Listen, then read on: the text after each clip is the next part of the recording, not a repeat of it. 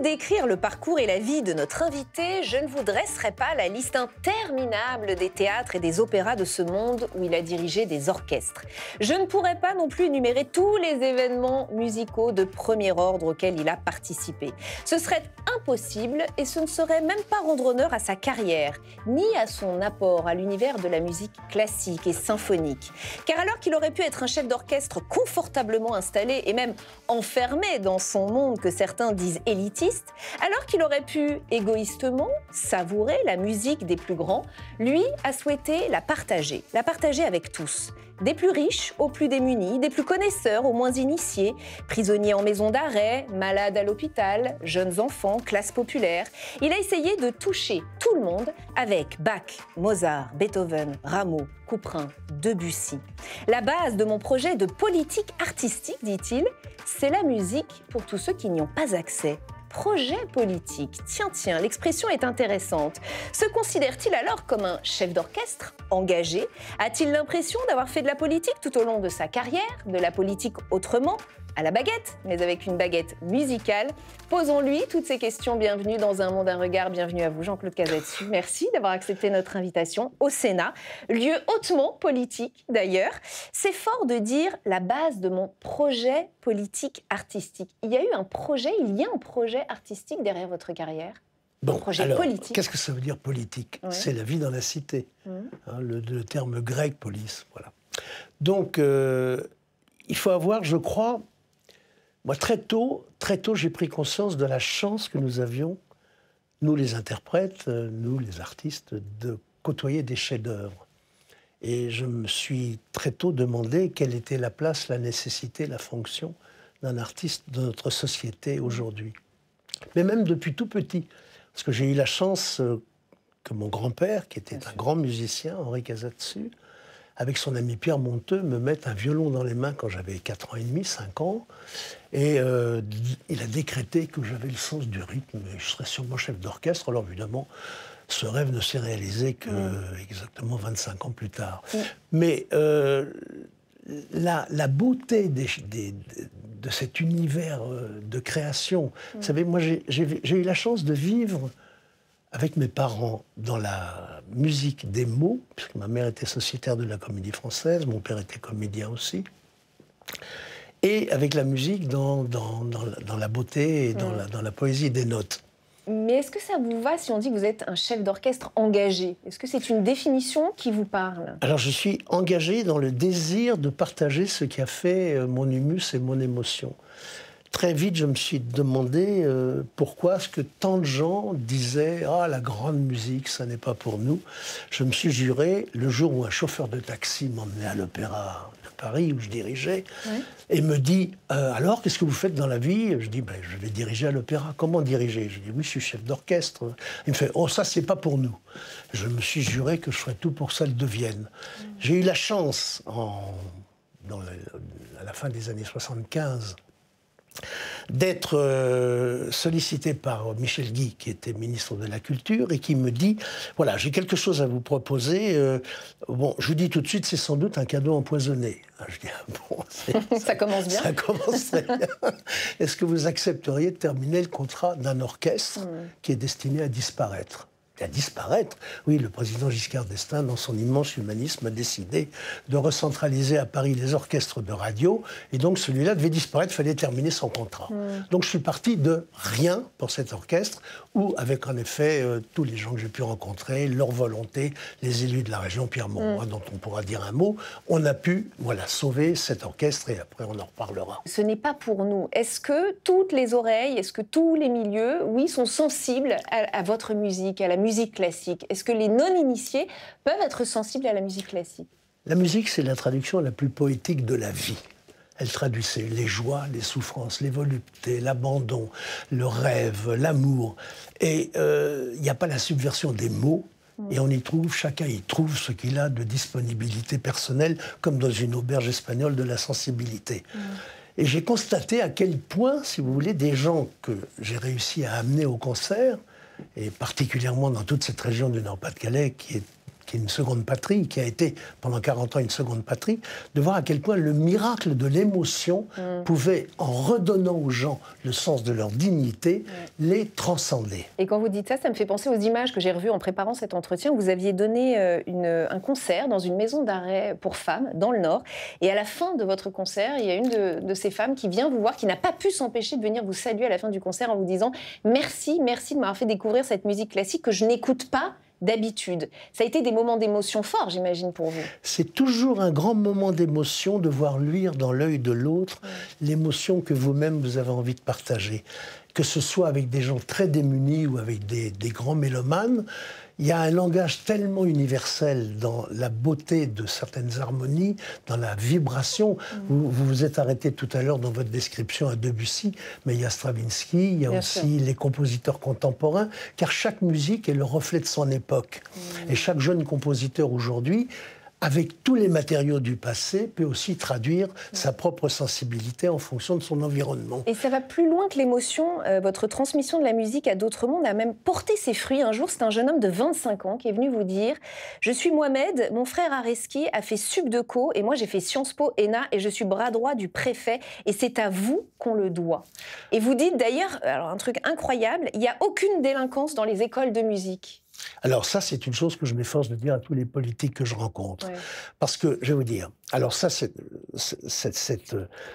cet événement que vous relatez, ça m'est arrivé en effet chez le préfet pour une séance de vœux. Nous étions jumelés dans les années 90-95 avec une école qui devait fermer pour cause de délinquance, l'école Michelet de Roubaix. Je rencontre par hasard le directeur, qui était un type formidable. Les enfants avaient raté un bus pour aller à une manifestation. Je les fais rentrer dans l'orchestre. Ils m'interrogent sur mon métier alors qu'ils devaient interroger un journaliste sur le leur, sur leur métier. Et tout d'un coup, on s'est jumelé avec cette école. Et en effet, il y avait des jeunes chiens sauvages qui faisaient... Commençaient à faire des bêtises. Qui faisaient des bêtises. Et avec affection, mais avec fermeté, je leur ai dit « Attention, si vous faites les crétins, vous allez aller dehors. » On a créé un lien formidable, je vous la fais courte parce que ça a duré des années. Et je rencontre chez ce préfet un grand jeune homme qui vient me dire « Je suis Mohamed, mon frère Areski, comme vous l'avez dit, a fait Subdeco, moi j'ai fait Sciences Po, je suis le bras droit du préfet. Et en effet, vous nous avez donné une ligne de conduite et vous avez fait découvrir la beauté absolument irremplaçable de ce que représente l'émotion de la musique. Incroyable. Pendant votre carrière, vous n'avez cessé de naviguer entre différents mondes. Je vous cite, « En tant que percussionniste et chef d'orchestre, j'ai eu la chance de rencontrer les plus grands artistes de jazz, de la variété et de la musique classique. J'ai participé à presque tous les enregistrements de Jacques Brel, de Charles Aznavour, d'Edith Piaf, à la première télévision de Johnny Hallyday et au seul enregistrement que Frank Sinatra a réalisé en France. Vous avez même enregistré pour Sheila, je crois. C'est une partie de votre carrière. Oui, l'école est finie. C'est une partie de votre carrière qu'on ne connaît pas forcément. Dans lequel de ces milieux vous avez pris le plus de plaisir? Plutôt la variété ou plutôt le classique, ou les deux? Écoutez, j'ai eu la chance que mon univers soit nourri par tous les styles. Qu'est-ce que c'est pour un artiste? Le style, c'est l'identification. Donc il faut se plonger dans, quand il s'agit de jazz, on est un bon jazzman que quand on fait beaucoup, on se plonge totalement dedans. Il ne s'agit pas d'être bon partout.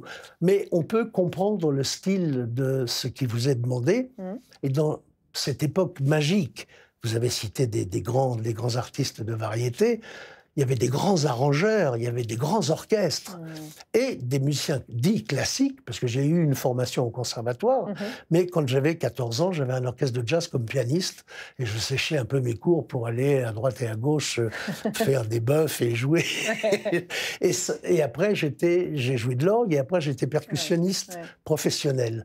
Et ça m'a ouvert des portes inouïes qui m'ont conduit dans mon métier de chef d'orchestre à aborder également beaucoup de styles et beaucoup d'univers. Et surtout, j'ai rencontré des grands artistes qui ont contribué à ma formation. Et puis, il y a eu le Nord, j'y reviens, vous l'avez un petit peu évoqué, votre terre d'adoption, là où vous avez vécu peut-être la plus grande aventure de votre vie. Vous parlez même d'une épopée. Vous avez fondé l'Orchestre national de Lille, vous l'avez dirigé pendant 40 ans. La musique classique était donc sur le point de déserter ce territoire, sur décision politique, et vous l'avez sauvé. Certains disent que vous êtes l'âme musicale du Nord. Ça vous va comme... Écoutez, ça va me donner les larmes aux yeux, ça. C'est fou cette histoire d'amour avec le Nord. C'est une région qui a beaucoup donné à la France. C'est une région fraternelle qui a beaucoup souffert, terre d'invasion, qui n'a pas eu le temps de se pencher sur ce qu'on appelle la culture, la grande culture, mais qui a une dose de fraternité et d'amour que j'ai rarement rencontrée ailleurs.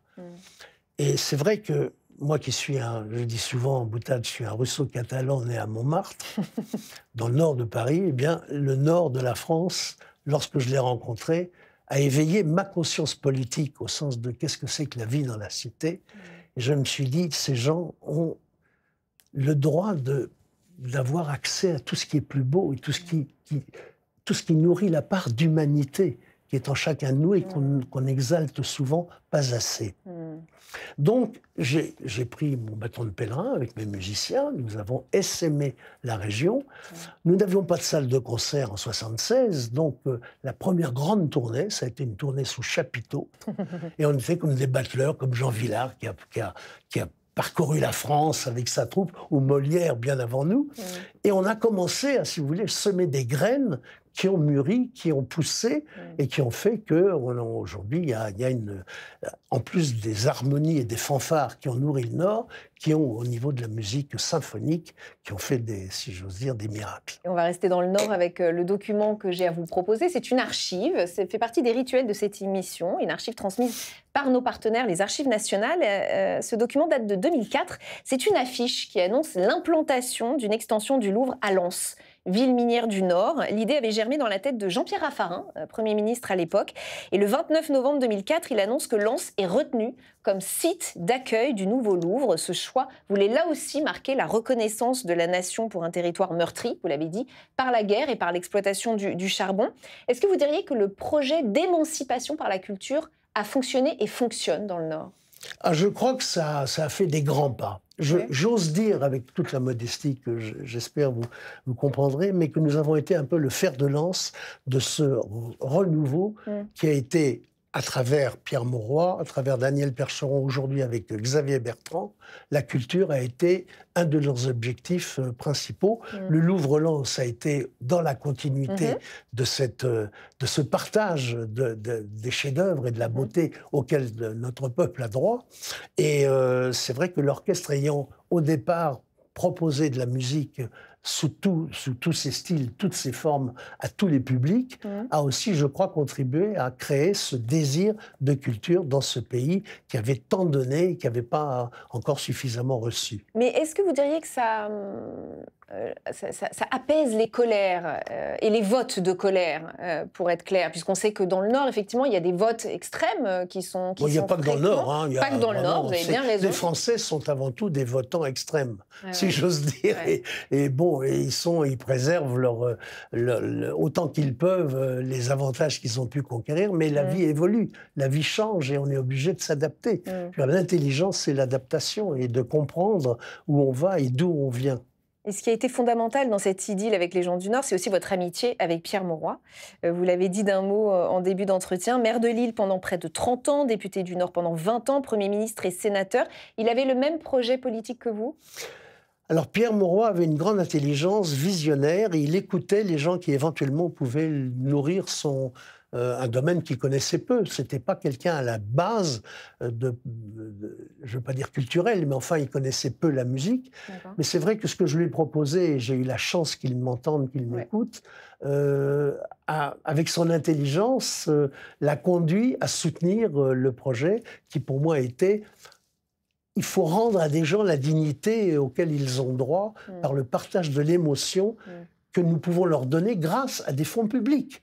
Et la fonction de chef d'orchestre dans tout cela, est-ce qu'elle a justement une fonction fédératrice ? Est-ce que vous avez l'impression, quand vous êtes face à vos musiciens, pas que vous dirigez un pays, mais enfin que vous êtes face à une mini-société représentative de la France et que vous devez tous les unir, tous les rassembler ? Alors vous avez parfaitement raison, un orchestre, c'est un microcosme. Vous avez tout, la droite, le centre, la gauche, ceux qui aiment le chef, ceux qui n'aiment pas la musique, ceux qui n'aiment pas le chef, ceux qui n'aiment pas le morceau qu'on leur demande.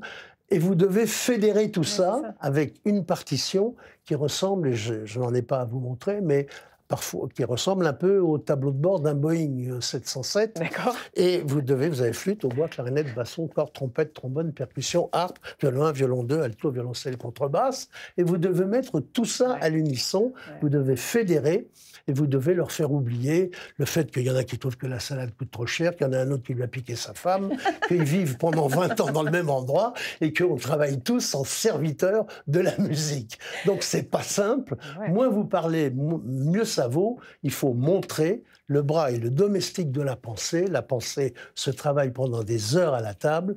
Vous devez chanter ce que vous avez et penser que vous êtes comme Geppetto qui va animer Pinocchio, le chef-d'œuvre immobile. Et vous dites d'ailleurs, un chef d'orchestre, c'est comme un ministre. Ça doit être un serviteur. C'est quoi un mauvais chef d'orchestre, alors?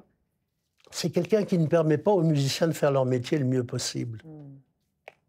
C'est quelqu'un qui ne comprend pas que la psychologie et la part d'humanité passent par l'humilité, la modestie, le doute, mais en même temps l'exigence pour soi-même, et que les musiciens ressentent que vous avez vraiment travaillé ce que vous leur demandez. C'est fou, vous les dirigez, mais vous êtes quand même à leur service. Vous vous effacez aussi derrière eux. C'est un équilibre, un équilibre à trouver. C'est pas simple. Hein. Je peux vous dire qu'il y a très peu de gens qui savent comment ça fonctionne, puisque vous avez la gentillesse de me donner quelques minutes pour en parler.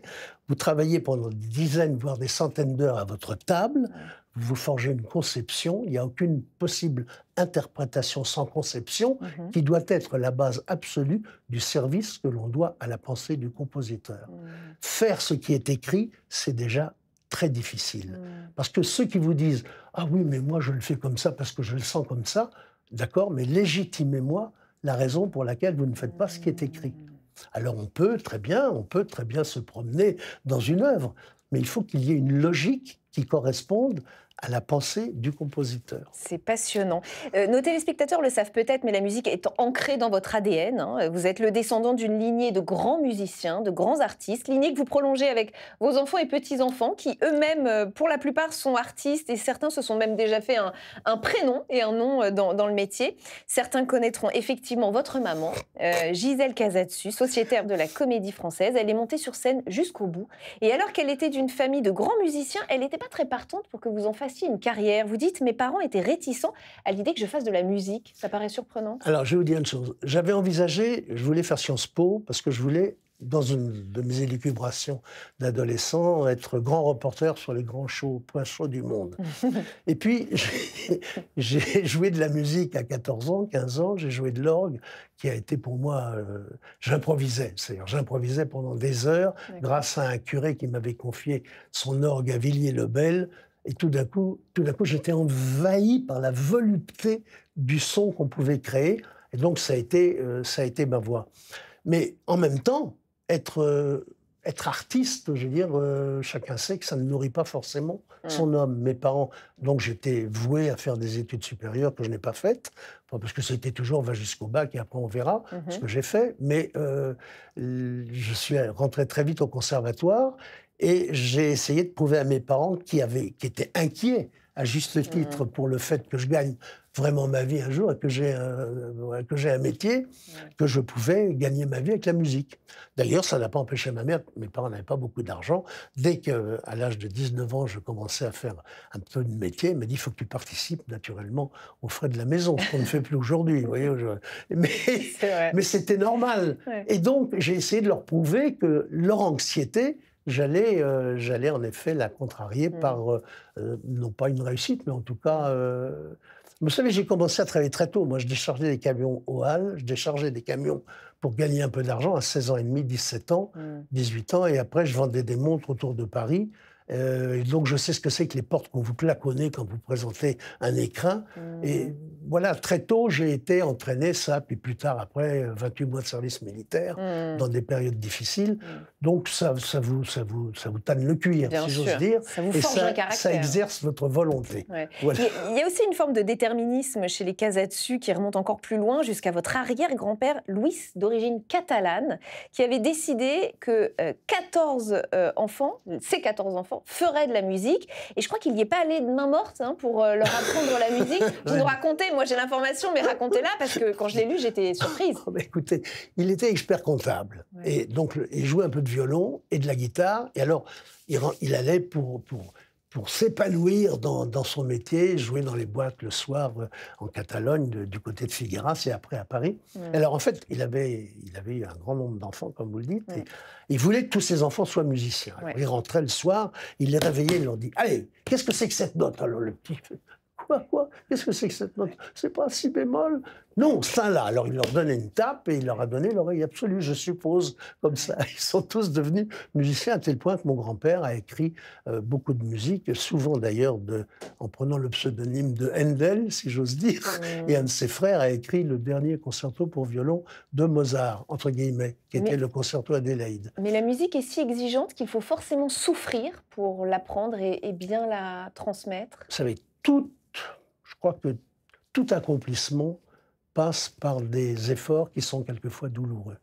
Et je crois que plus on traverse de difficultés, quand on nourrit une passion, eh bien, si on est digne de cette passion, eh bien, vous savez, je crois que c'est ce que je me suis efforcé de transmettre aux enfants. Je m'occupais de 15 000 enfants quand j'étais à la tête de mon orchestre, avec toute mon équipe, que je salue au passage.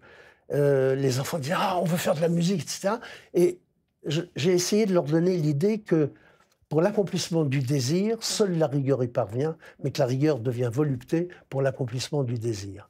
Et c'est le travail qui débouche sur une forme de transcendance. Et c'est pour ça qu'il n'y a aucune délinquance dans les écoles de musique. Et que c'est une forme de vie. Et la première ligne qu'il y a dans un livre de Stolfèche qui s'appelle le Lavignac, qu'on nous enseignait en tout cas de mon temps au conservatoire, la musique, c'est le respect des valeurs.